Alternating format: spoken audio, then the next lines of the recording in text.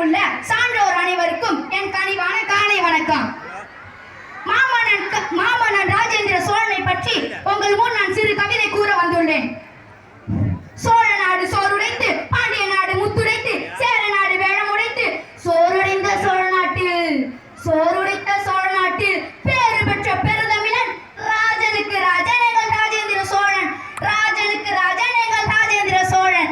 தமிழரின் பெருமையை தரணியில் நிலைநாட்டியவன். தமிழரின் பெருமையை தரணியில் நிலைநாட்டியவன். தமிழர் தன் வாழ்வில் நிலை கூட்டியவன். வேங்கைக்கு மகனாக பிறப்பெடுத்தவன். வீர திருமோன் என்ற சிறப்பெடுத்தவன். நற்குணம் நிறைந்த நல்லவன் அவன் நானிலம் போற்றும் வல்லவன். நற்குணம் நிறைந்த நல்லவன் அவன் நானிலம் போற்றும் வல்லவன். தந்தைக்கு தோள் கொடுத்தவன் தமிழரை தலைநிமிர செய்தவன்.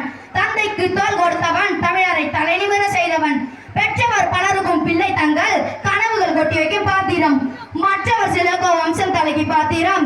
உற்ற செல்வங்களை நிறமிருக்கோ ஊறு பெறும் பிள்ளைகள் சொத்து பாத்திரம். கொற்றவனா ராஜராஜனுக்கோ பெற்ற பிள்ளைதான் வெற்றி சூத்திரம்.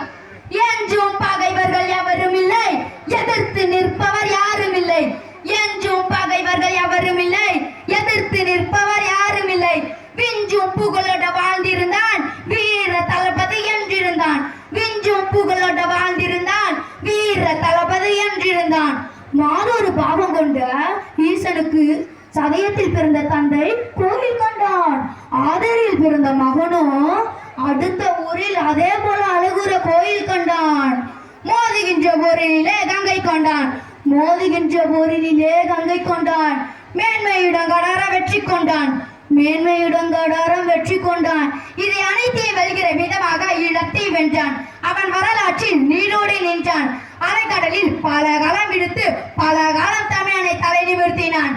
வங்கக்கடலில் சிங்கத்தடம் பதித்தான். அவன் வங்கக்கடலில் சிங்கத்தடம் பதித்தான். அவன் பிறந்த இந்நாள் நமக்கெல்லாம் நல்நாள். அவன் பிறந்த இந்நாள் நமக்கெல்லாம் நல்நாள். வாழ்க சோழ வளர்க சோழ, வாழ்க சோழ வளர்க சோழ. நன்றி, வணக்கம்.